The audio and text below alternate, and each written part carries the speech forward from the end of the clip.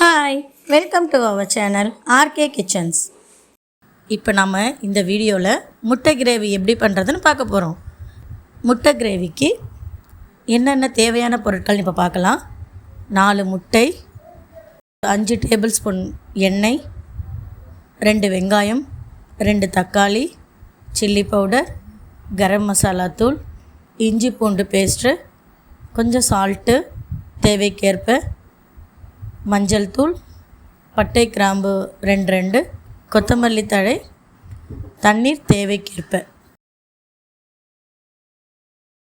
இப்போது அடுப்பு பற்ற வச்சுக்கோங்க. ஒரு நான்ஸ்டிக் கடாயில் 5 டேபிள் ஸ்பூன் எண்ணெய் ஊற்றிக்கோங்க. 2 பட்டை 2 கிராம்பு போட்டு நல்லா கொஞ்சம் வறுத்துக்குங்க. அதுக்கப்புறம் வெங்காயம் போட்டு நல்லா வதக்குங்க.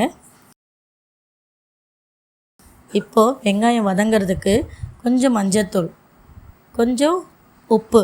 இந்த முட்டை கிரேவிக்கு தூள் உப்பு எடுக்கலை, கல் உப்பு தான் எடுத்திருக்கேன். கொஞ்சம் மஞ்சத்தூளும் உப்பும் சேர்ந்து நீங்கள் நல்லா கிளறி விடுங்க. அப்போ வெங்காயம் நல்லா சீக்கிரம் வதங்கிடும். அதுக்கப்புறம் ஒரு 2 தக்காளி சொன்னல, அதை கட் பண்ணி அதையும் இந்த வெங்காயத்தோடு சேர்ந்து நல்லா கிளறி விடுங்க. வெங்காயம் தக்காளி நல்லா வதங்கினா தான் முட்டை கிரேவி ரொம்ப சுவையாக இருக்கும். இதுக்கப்புறம் ஒரு மூடி போட்டு நல்லா கொஞ்சம் ஃப்ரேம் கொஞ்சம் பார்த்து இது பண்ணிக்கோங்க. இது நடுப்புற இந்த வெங்காயம் தக்காளி வதங்கிறதுக்கு நடுப்புற என்ன பண்ணலாம், 4 முட்டையை நல்லா வேக வச்சுக்கோங்க. நான் இப்போ வேக வச்சு அதை எடுத்துக்கிட்டேன். இப்போ என்ன பண்ணலாம், கொஞ்சம் தனி மிளகாத்தூள் ஒரு 1/2 ஸ்பூனு, அதுக்கப்புறம் வீட்டு மிளகாத்தூள் 1 ஸ்பூனு, உப்பு நம்ம முதல்ல வெங்காயம் வதங்குறப்பே நான் போட்டேன்.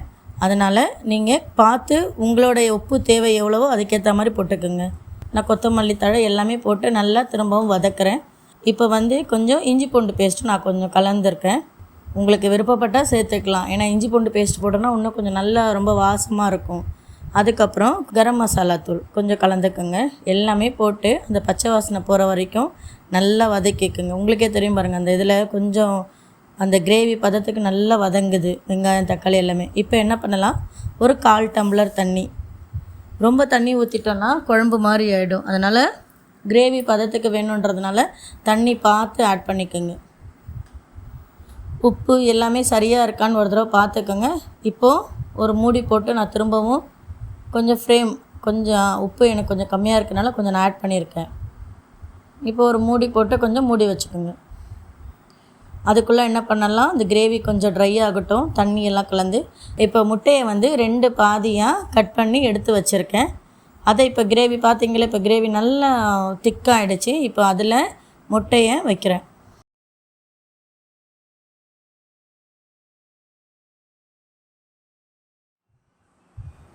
இப்போ முட்டையை வச்சதுக்கப்புறம் 2 பக்கமும் நல்லா முட்டையை அந்த கிரேவியோட கிளறி எடுத்துக்குங்க.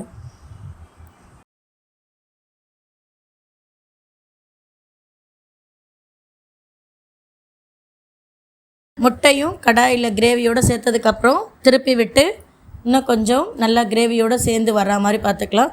அதுக்கப்புறம் கொத்தமல்லி தழையை போட்டு இறக்கிடலாம். இது சப்பாத்திக்கும் ரொம்ப நல்லாயிருக்கும், சாதத்துக்கும் சாப்பிட்லாம். இப்போ நம்மளோட சுவையான முட்டை கிரேவி ரெடி. இந்த வீடியோ உங்களுக்கு பிடிச்சிருந்தா லைக் பண்ணுங்கள், ஷேர் பண்ணுங்கள், சப்ஸ்கிரைப் பண்ணுங்கள்.